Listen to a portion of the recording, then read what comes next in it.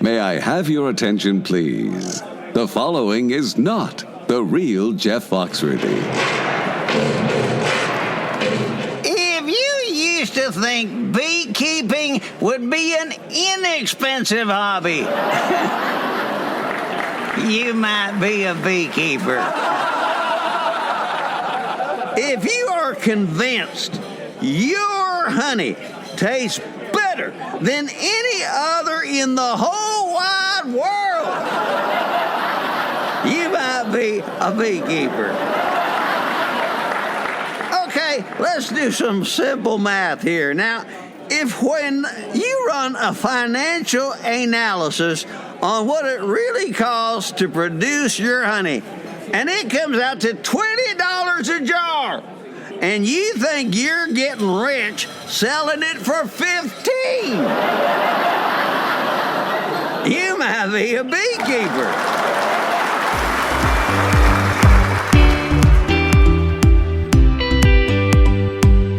Welcome to Bee Love Beekeeping, presented by our good friends over at Mann Lake. Today, our guest is Cindy Elsenbeck from upstate New York, and we'll be discussing beekeeping with children. So, if you're a parent, grandparent, aunt, uncle, school teacher, you name it, you'll get some great insights on how to make beekeeping with the kids in your life safe and fun. Before we jump into that, we have some news bits from around the globe. First, from Italy. Headline: Plants produce more nectar when they hear bees buzzing, scientists find. Okay, settle down. No jokes about plants not having ears. Let's get into the research here for a second. According to this new study, plants can actually hear bees buzzing and serve up more nectar when they're nearby. The research suggests that plants are a more active partner than previously thought in their symbiotic relationship with pollinators. The behavior could be a survival strategy that favors giving nectar and sugar to bees over so-called nectar robbers that do not offer plants any reproductive benefits.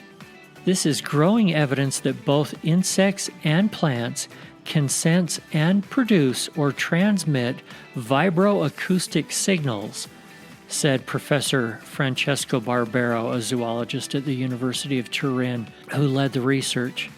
The findings add to the truly astonishing multitude of ways that plants can perceive their surroundings, including the presence of beneficial and harmful insects, temperature, drought, and wind.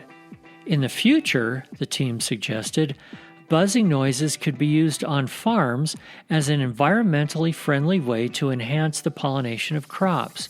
While it's clear that buzzing sounds can trigger nectar production, the scientists are now looking into whether sounds from plants are being used actively to draw in suitable pollinators. And from Texas, a man is dead after bees swarm him while mowing his lawn. So what happened here is this guy's mowing his lawn, bees attack him, he runs for his vehicle, they follow him into it, he drives away, but there's bees in the car. It causes him to crash. When police arrived at the scene, they observed that the driver of the vehicle was being swarmed by bees, so that's inside the car. A witness said she saw the man and his truck nearby. Then the next thing you know, I look down and hear a loud boom, and he's in my parents' front yard. The man, later identified as Stephen Daniel, was mowing when he apparently disturbed a large honeybee nest near an abandoned building. Though he was still being attacked by the bees, officers were able to get him out of his truck and into an ambulance, at which point he lost consciousness, and he died at the hospital a short time later. From Bulgaria? You think the bee die-off here in the States is bad. In Bulgaria this spring, beekeepers have reported 90% mortality rates among their bees. I'm not even going to say anything else about that. All right, let's put smiles back on our faces. We have a fun topic today. So let's get right to it. Children and beekeeping. I would love to welcome to the show today Cindy Elsenbeck. Cindy, good morning. How are you? Good morning, Eric. I am fantastic. And you're in upstate New York? Yes. Yep. Foothills of the Adirondacks. Beautiful, beautiful country. It sounds beautiful. Where is that from the Finger Lakes? Oh, probably about 4 hours. Oh, it's a long ways. Okay. Yeah. All right. That shows my ignorance in geography today. So I've already embarrassed myself. But I have been to the Finger Lakes region, beautiful area, and I'll get out to your part of the state next time. We're going to have fun today because we're going to be talking about involving kids, children in beekeeping. You're an expert on the topic. Come on, admit it. All right, okay. I hate to use the word expert, but it is something that I am passionate about, and I've been doing it since COVID. Fantastic. I want to hear, how did you get started in it? What made you think, hey, I'm going to put kids in harm's way?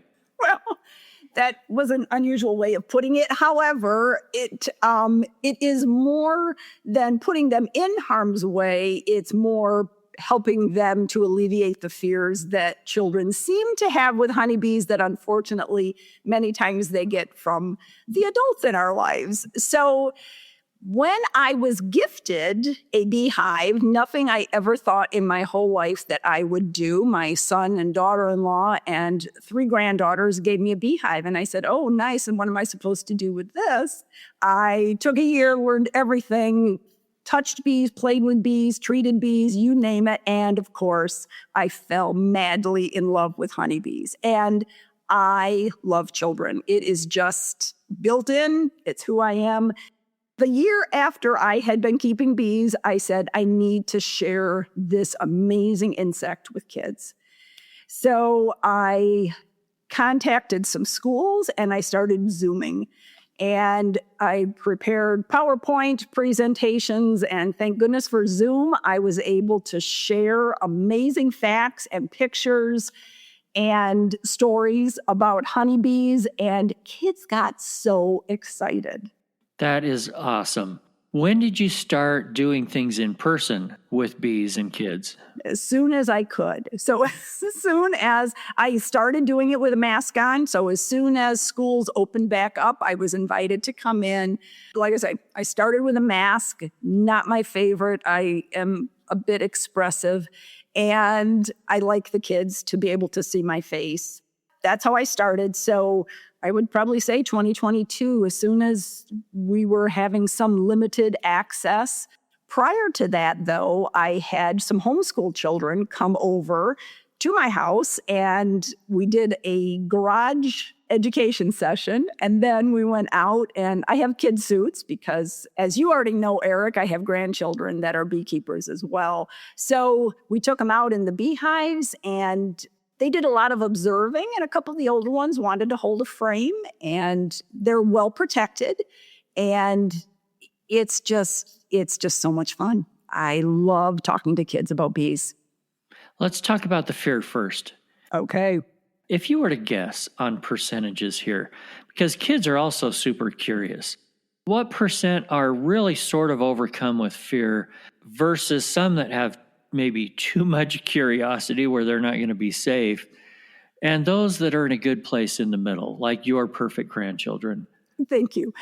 I'm going to say that there's at least 25% that are really afraid. And it's one of the things that I often ask when I get started.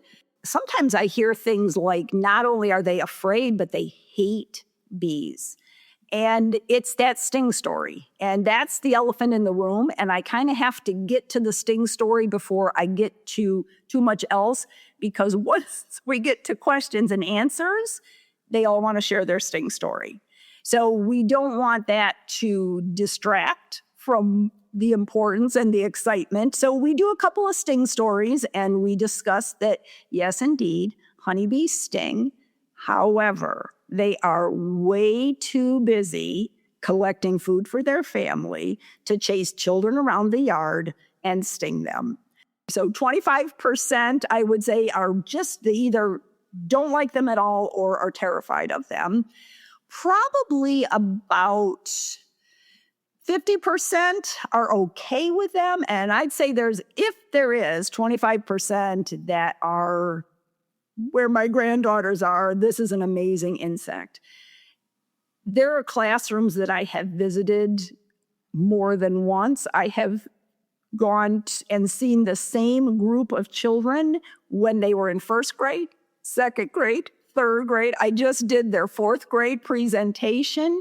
Those kids can't wait. There is no fear. They can't wait to hear what I'm going to tell them, what I'm going to show them, learn something new, and they just love honeybees. So the sting is real, and we're not going to say that it's not, and they want to know if I've been stung, and I tell them, yes, I have, but as we know, it's always my fault. So we address it, but we get past it. Yeah. And that just reminds me, that is one of the most common questions with any non-beekeeper when they find out you're a beekeeper. Do you get stung? Right. Oh, yes, I do. Well, of course. Right. Of course. But we manage it. We manage it with protective suits and smoke and things like that. Exactly. So it's not out of control. And then there are some really weird people like me that do a little stinging on purpose. And we have a whole episode on apitherapy that people can go listen to. But I find it fascinating, and I don't like the pain, but I love the results from it. That is not medical advice. That is just Eric personal experience here. I want to talk about the fear just a little bit more. Do you very often run into kids that were actually stung by something else and call it a bee because that's what their parents called it? How do you educate on that? So I would say, let's go back to percentages. I would say 95% of the children that have been stung have not been stung by a honeybee. Anything that flies and stings is a bee. Adults, kids, it doesn't matter. It's a bee, and they put them all in the bee. So in addition to keeping bees and teaching about bees, I love to take pictures of bees. So I have enlarged pictures of many wannabes. So I have yellow jackets that look an awful lot like a honeybee and wasps. And we talk about the stinging insects and the difference between the honeybee who is working for her family, who's collecting that food, who is not, like I said, not going to chase them, and the wasp who is actually a meat eater and is going to possibly eat our little honeybee. And then there is the sting issue. And most children surprisingly know that honeybees die when they sting. So we always bring that up. So if they sting, do you really think that if they die, do you really think that they want to sting you? If that is going to be the end of their life, they only do it if they're absolutely terrified. As opposed to those other stinging insects, whose stingers are like a pin instead of a fish hook, and they can sting you as many times as they want to. And sometimes it seems like they're just having a bad day and they want to. Oh, it's not just a bad day. I think sometimes they just do it for fun. Just for funsies. Look at that guy on his bicycle. This is what happens to me. Let's go sting that guy 5 times. Yeah, I was in my car, just finished a bee presentation. All of a sudden, it was like, ouch, did one of my bees get out? No, it was a wasp, stung me 3 times in my own car. So what I tell children is there are stinging insects out there. And the best defense is to not freak out, to not run, to not flail your arms around, because whatever it is going to be intimidated. But most likely, you are not being stung by a honeybee. Okay, I like that. Let's talk protective gear for a minute. Mm-hmm. When I work with new beekeepers, I recommend, and this is just my personal thing, you get a bee suit from head to toe. And you completely wrap up. You have the thickest gloves you can deal with and everything else. Because if you do that, that's going to help alleviate some of your fear. The less fear and anxiety that we have, then the less anxious the bees are going to be. They're going to be calmer. We're calmer. So it's a whole circular thing here. Do you do the same thing with children? Absolutely. And just as a little aside, I do teach adult beekeeping classes as well. And it's the same philosophy. Do not watch people on YouTube with their hair flowing in the breeze and a short sleeve shirt scooping out handfuls of bees. Don't watch it, because they are stinging insects. And we, like you said, we want you to be comfortable. So especially with children. So my granddaughters received their first bee suits when they were 4 and 5. The two that are actively keeping bees. I have 5 of them that like to go out in the bees, but 2 are actively keeping bees. They have their own hives. So it started with just exactly that. From the ankles to the top of the head, full suit, leather gloves. You would think that teaching children to be calm in the bee yard would be difficult. And maybe for some children it might be. And so far I've been very fortunate. I have not had an extremely anxious child who is making a lot of noise or being overly active in the bee yard. But they do incredibly well. When you tell a child the bees can sense how you're feeling, and they need you to be quiet and to be slow, I am amazed by how well they do inspecting the hives. And then the children who are not mine, that we have friends of my grandchildren come over. Like I said, I do homeschool groups that come over. I have adults that come over. Beekeeping is just so cool. They also some will come and hold a frame. When the granddaughters come over, they go in their own hives. Whatever their temperament is, they know what we have to do in those situations. When I bring a guest over who doesn't know a lot about bees and maybe is a little anxious, I pick that hive that, we all have that one that, boy, this hive is just so sweet.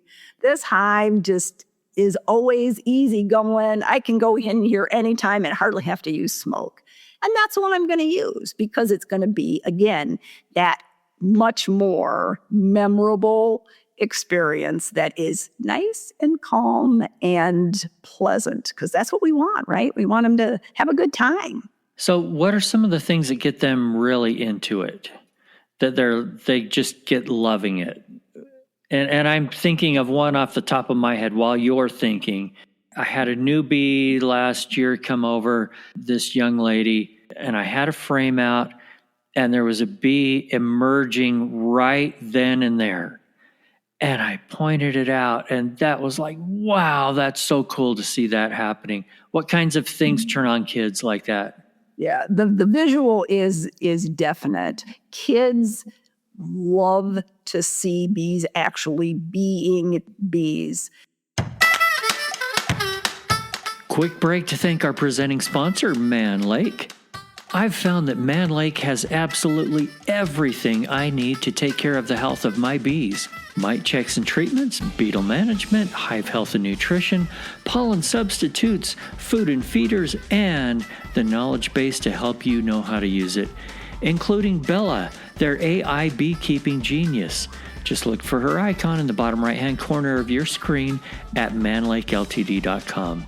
While you're there, don't forget your discount code MLBLOVE10. It's in the show notes for $10 off your first $100 purchase. So I have an observation hive that is just a single frame observation hive that I can easily take into classrooms, and the kids will spend, and I keep it covered up until the end of what we need to talk about or what I'd like to talk about, what I'd like to share with them. Because once I take the cover off that observation hive, it is like a magnet. And it is, oh, look at this one. Sometimes, so I always clean my observation hive before I go. And maybe there's a little piece of paper towel in there. Well, here's a honeybee carrying around a piece of paper towel. Here's a worse one. This just happened last week. Somebody must have gotten pinched in the door when I shut it and screwed it tight, because there was a bee carrying around another bee body part. The kids are not upset or freaking out. They're amazed. And And of course, the poor little girl, she's working, trying to find her way to do her job to get that body part removed, and she can't find out. They feel bad because she can't complete her job, and they wonder why she keeps going. And I tell them it's because her job is to take dead bees out of the hive. I do not bring my queen. I leave her home. Sometimes I'll mark a drone just so they have something to find, and they like that. That's one of the first questions they always ask is, where's the queen? I want to find the queen.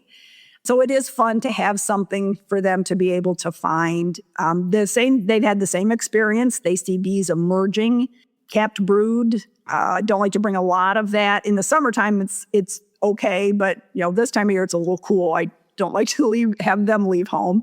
They just sit and watch. So then I've kicked it up a notch. I have a living observation hive in an elementary school. So I found this grant through the Bee Cause, and I said, I love kids. I want to put a beehive in a school.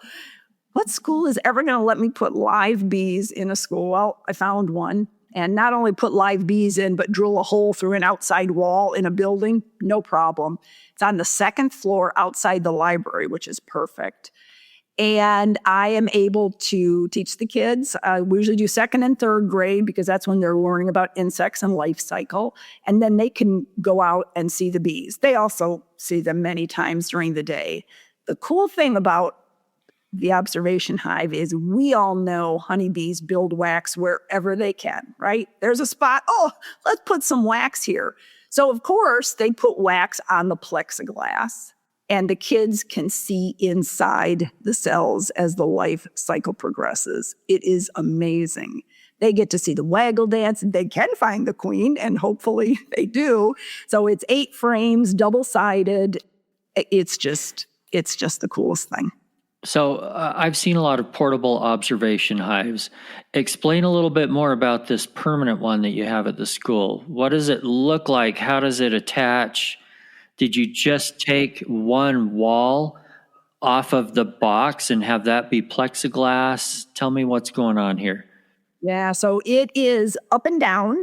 It is 8, so it's 4 frames, one on top of the other. They slide into grooves. And then the other side are 4 more frames that slide into grooves. So you have frame side back to back. So you can only see one side of the frame. You can't see what's going on in the middle. And then outside is plexiglass. And it's all screwed tight. It's safe. They cannot get out. There's vents on the side. There's a hole at the top to put in sugar syrup if you need to. Tray in the bottom for varroa mite to fall into. And then there's a hole that's drilled through the wall, and there's a tube that the bees, it's not really a tube, it's a short space actually, where they come and go. There's a little porch, that's what I call a porch, a little landing right outside this hole. And the hive is on a bracket that swivels. So they can look at one side and they can look at the other. And when they're not using it, it has a quilted cover that keeps it covered because we know honeybees work in the dark. So it keeps it covered. It's in a place that is warm enough. They get to see the progression. So you know how we talk about. So now all of a sudden they start bringing in nectar and they make honey. All of a sudden they're seeing frames that are honey. It is just amazing. Right outside, there's a door that goes out onto the roof, which is perfect. It's a flat roof. So I can take that observation hive outside. You can block the entrance. I have 2 friends that help me because it is heavy. And we don't want them to swarm, if at all possible. So we can take that out and we can pull some frames of brood, just like we were going to do a split in one of our 8-frame beehives at home. So we can pull some of that brood, put in some empty frames, and potentially prevent them from swarming. So it's managed very similar to an 8-frame beehive that we might have, except we can't add honey supers. Do you have a picture you can send? Absolutely. Of course you have pictures. That's right. You said you take bee pictures too. Go ahead and send a picture. We'll figure out how to post this, maybe to our Instagram page or something like that. All right, you got it. That will be fun. I will be happy to. How about an awkward topic? How do you explain to these kids about drones and exactly what their life is all about? I knew that's what you were going to say because it always comes up, right? So I want my sessions to be interactive. I don't want to stand up there and talk at kids. I want it to be. So I'll go in saying, oh, we're going to talk about life cycle. Next thing I know, we're doing pollination and we're doing this. It's just like, we talked about with your podcast. Let's go with wherever it goes. So I always talk about who lives inside the hive. Everybody seems to know there's a queen and there has to be a queen and there's one. We're good with it. Then we get to the next two members. And the first question I ask is, who do you think does most of the work in the beehive? If you think the boys, I always do the boys first because guess what? That's who they think does most of the work. So I say, who thinks, boys do most of the work? Most of the children raise their hand. And then who thinks the girls do most of the work? And we get a few, and then I raise my hand. And I tell them that, not only do the girls do most of the work, they literally do all of the work. And we go through not absolutely everything, but the big things of taking care of the babies and making the home and bringing home the groceries.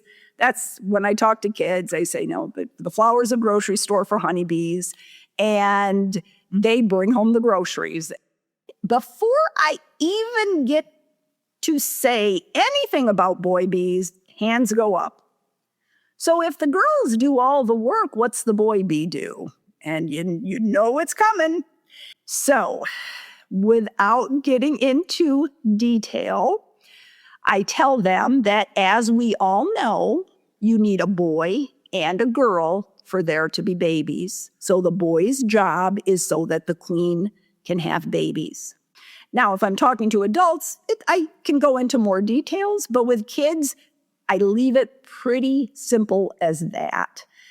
I try to find a positive spin on our drones, so I will say things like in the spring, their bodies are a little bigger, so they may help keep the hive a little bit warmer in the spring. And then we talk about how long do bees live. Oh, so when we talk about what happens to the boy bees in the fall, the young men seem to get a little upset, and some of the girls as well, that the poor drones get kicked out. But I assure them that when the queen starts laying in the spring, not to worry. Well, actually, it starts laying in the winter. Not to worry. She is going to start laying boys first. They are needed. They are important to the hive. They just don't do much work. Like I say, they're the teenagers in the basement playing video games, going out and drinking with their buddies. You got it. Yep. Anyway, you got it. I want to hear more about your granddaughters. How old are they, and how is this affecting the grandmother-granddaughter relationship? Oh, there have been so many positive things from this, Eric, that it's just amazing. So they are currently 11 and 10. There's about a year and a half between them. So the one just turned 10, and they have been in the bee yard since they were 4 and 5. One of my favorite pictures is the older granddaughter, who at the time was 5. When you get excited about something, you can easily transfer that to other people. So after spending a year learning about bees, I shared how exciting, how wonderful. So it's time to go out in the bees. They're all suited up. They've got their boots on over the bottoms of their pants. They've got their gloves on, little tiny peanuts, and out we go. The older one, the only thing she wanted to do was feed the bees.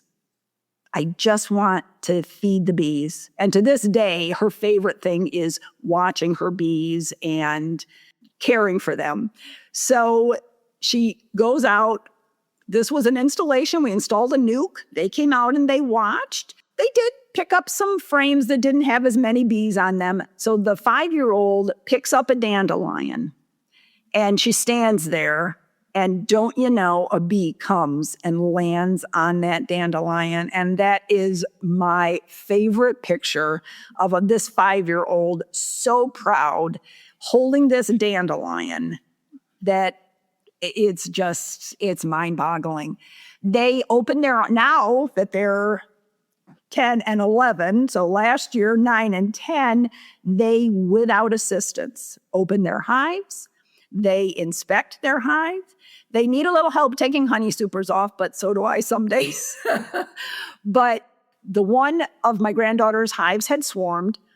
And so I told her they love to find their queen. So I said to her, don't even worry. It's not, that queen is not marked. Haven't had a chance to mark her yet. Don't even worry about finding your queen. Look for signs that she's there. Look for your eggs and your larvae. So I have both of them. So I'm kind of going between hives because they want to show me things and ask me things. So all of a sudden she goes, oh, I found my queen. I said, no, you didn't, because it's not marked. You can't. So I go about and helping the others. Really, I'm really sure this is my queen. So I go over. Sure enough, there she had found her unmarked queen. They are incredible. And our relationship is just phenomenal. When I go to their classes, they get to help talk. They are excited that I come. They are proud of me. So this past January, my 11-year-old was chosen to go to the North American Honeybee Expo, a scholarship for Next Gen. So that's our relationship. It was the most amazing time. And she was so excited, just the two of us, got to go and visit the vendors and listen to speakers. And we have to sit in the front row, she says, because, we don't want to miss anything. Amazing. It is just, it's wonderful. And that same little girl, when she graduated from pre-K, she literally crawled down the aisle because she didn't like anybody looking at her. She now does presentations in front of her class. It has built her self-esteem, her confidence. I'm telling you, getting your kids excited about bees, it's a great thing. And this certainly isn't just grandparents and grandchildren. This is parents Absolutely. and your children. And I'm sure we could think of a lot of other relationships too, but I think it's brought probably a new level of closeness that you would not have had otherwise. Yep. And someday in the very, very distant future, you're going to be gone, and guess what your grandkids are going to remember the most? Right.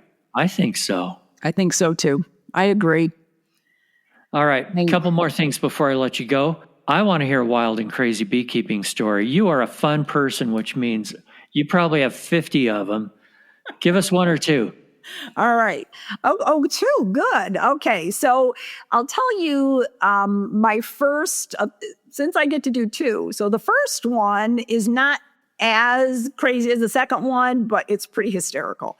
So I wanted an observation hive. So I'm getting to go to schools and I want to bring my bees, right? Because we already talked about how much kids love seeing bees and watching them. So I need an observation hive. So Gym 2 has directions online for free to build an observation hive. So my husband's pretty crafty. So I gave him said instructions and I said, build me this observation hive. So he did. And he's up, I'm not crazy about how it came out. I'm not sure that this is really going to be all right. I said, it's fine. It's fine. So I go out, pull a frame of bees. I put it in. I shut it up. I take it back up to the garage. As I get up there, bees are pouring out of this thing left and right. Hundreds of bees are just pouring out of this. And I'm freaking out, not because the bees are pouring out, because I want to show the kids. So I'm grabbed the duct tape. I'm duct taping the thing around and around.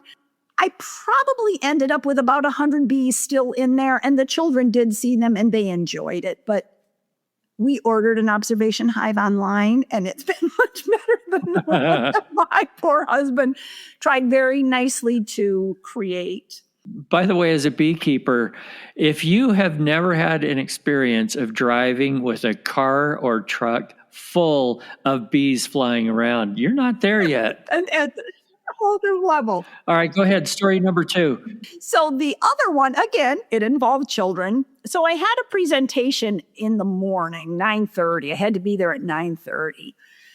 So I wanted to wait until the very last minute to get the bees out of the hive, because we know that they're not morning insects. That's not their time of day.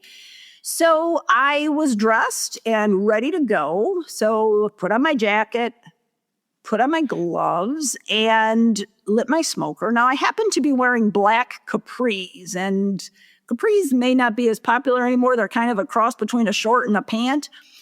And they were black, but, I had on a yellow top. I got to, look the part here. So I go out to the beehive and I take off the outer cover, and instantly greeted by thousands of little faces. So I smoked them. Well, darn, that smoker went out.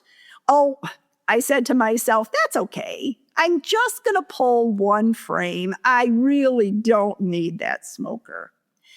So a few more bees came out, and at this point, I got a couple of stings on top of my hand through my gloves. I wear nitrile gloves at this point of my beekeeping career. Took a couple stings, but it's for the kids. So I'm not done. I'm not going to give up yet. So I pull out a frame. Well, with that, anger ensued, and the backs of my calves got stung. And I did what I tell children never to do. I ran like a fool to the house, flailing my arms, being chased by thousands of bees. Well, probably not, but you know how it seems like at the time. It seems like that. So I get up to the house. They don't follow me into the garage. So what did I do? I lit my smoker. I went back out and I got that frame of bees. I put it in my observation hive. I took it. Determination. And I have learned now that it's probably better to grab that frame of bees in the afternoon and let them sit in the nice garage just overnight than try to risk doing it in the morning again. Oh, it's fun to learn all these lessons, isn't it? Hey, any last minute advice for parents, grandparents, aunts, uncles, teachers that want to work with kids? Get them interested. Show them the amazing things that are honeybees. Children are just blown away when they find out that honeycomb is made from wax that the bees actually make on their own bodies, that they don't have a nose, yet they have an incredible sense of smell, that they don't have ears, yet they can communicate with vibration. The amazing things that are part of a honeybee are incredible things to share with children. And when they become amazed, they become much less afraid. Great way to put it. Cindy, thank you so much for being on the show. And you know what? Thank you for reaching out to me and offering to be on the show. Just to let everybody know out there, if you're a plain old beekeeper or have a fun story or want to chit chat about bees, hey, I'm always here. Shoot me an email. You can find all that in the show notes and on the website. And we would love to hear from you. And thanks again, Cindy. Thank you, Eric. It was my pleasure to be here. And I just hope that everyone has a great day. And we always remember to be happy. Thanks again for joining us here on Bee Love Beekeeping, presented by Mann Lake. Remember right now to follow or subscribe and share this podcast. Also, a quick shout out to Vita Bee Health for their support. Vita's Varroa control range of products includes Apistan, Apigard, and now Viroxan, extended release oxalic acid strips. Thanks, guys. Enjoy spring, everybody. Enjoy your bees. And remember, if you're not just in it for the honey or the money, you're in it for the love. See you next week.